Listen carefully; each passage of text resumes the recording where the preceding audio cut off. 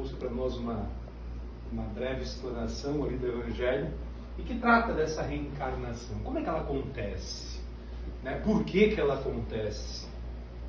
Eu escolho aonde eu vou nascer, de que jeito eu vou nascer, pelo aquilo que eu vou passar, pelos sofrimentos da minha vida, as pessoas que vão cruzar no meu caminho, as dificuldades, as angústias, né? Enfim, os sofrimentos em geral. Eu escolho isso ou eu não escolho isso? O que a doutrina diz para a gente a respeito disso? Né? Como é que a doutrina espírita coloca essa questão?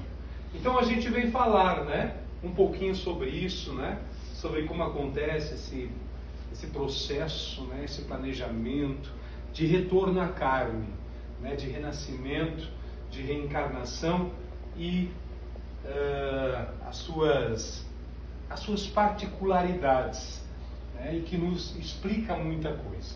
E para a gente começar, né, falando de reencarnação e de espiritismo, a gente vai buscar lá no Livro dos Espíritos, lá na questão 222.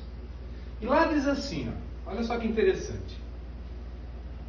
Ensinando o dogma da pluralidade das existências corporais, os espíritos renovam, olha só, renovam uma doutrina que teve origem nas primeiras idades do mundo e que se conservou no íntimo de muitas pessoas até os nossos dias.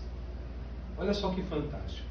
Se a gente for pesquisar as doutrinas, as religiões lá da antiguidade, né, e faz parte do meu ofício isso, né, a minha formação é em ciência da religião, então a gente faz essa busca, essa pesquisa, né, e a gente vai encontrar essa crença na reencarnação muito antes de Cristo, lá nas civilizações antigas no Oriente, né, muitas religiões que já nem existem mais, aonde essa questão da reencarnação ela era muito bem aceita, né? Era crença existente, tá? E com o tempo, com o passar da história, essa crença aos pouquinhos ela foi se apagando.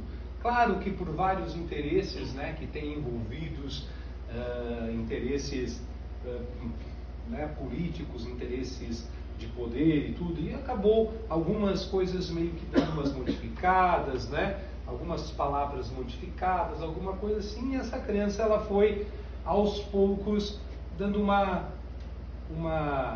esfriada, vamos dizer assim. Até que vem a doutrina espírita e resgata isso de volta, né? Com a pluralidade das existências. Tá? E o mais interessante que eu vejo é que essa crença na reencarnação, ela está íntima, como diz aqui, no íntimo de muitas pessoas. Porque muitas pessoas, mesmo não sendo espíritas, né, elas acreditam na reencarnação. Mesmo tendo outras crenças, elas acreditam na reencarnação. Por quê? Porque muitas vezes essa crença está no nosso íntimo. Ela está gravada na nossa consciência. Né? Deus, quando nos criou, Ele gravou lá na nossa consciência todas as leis divinas. E a reencarnação é uma delas. E uma palavrinha muito interessante que a gente vê aqui, ó, que é o tal do dogma. Está lá no Livro dos Espíritos. E interessante que quando a gente inicia na doutrina espírita, quando a gente começa a ter esse primeiro contato com a doutrina espírita, a gente nos é falado assim, que a doutrina espírita ela não tem nenhum tipo de dogma, ela não tem ritos, ela não tem, né, nada disso. Né? E daí lá no Livro dos Espíritos fala em dogma. Como assim? Então vamos entender o que é um dogma primeiro, né? Lá no dicionário, ponto fundamental de uma doutrina religiosa, apresentado como certo e indiscutível. A palavra dogma foi traduzida no século XVII, a partir do latim, e significa princípio filosófico, ou princípio. Derivado do grego, dogma significa literalmente aquilo que se pensa ser verdade. Então a reencarnação para a doutrina espírita ela é indiscutível, né?